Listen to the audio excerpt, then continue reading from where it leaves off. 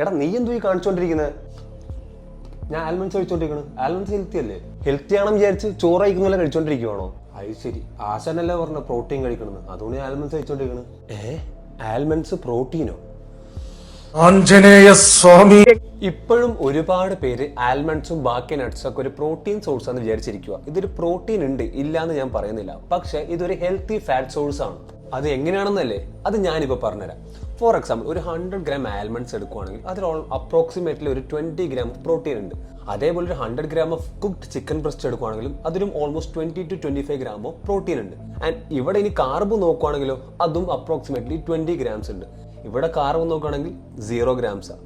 And chicken ബ്രസ്റ്റിൽ fat നോക്കുകയാണെങ്കിൽ approximately ഒരു 3 to 4 gram fat വരും.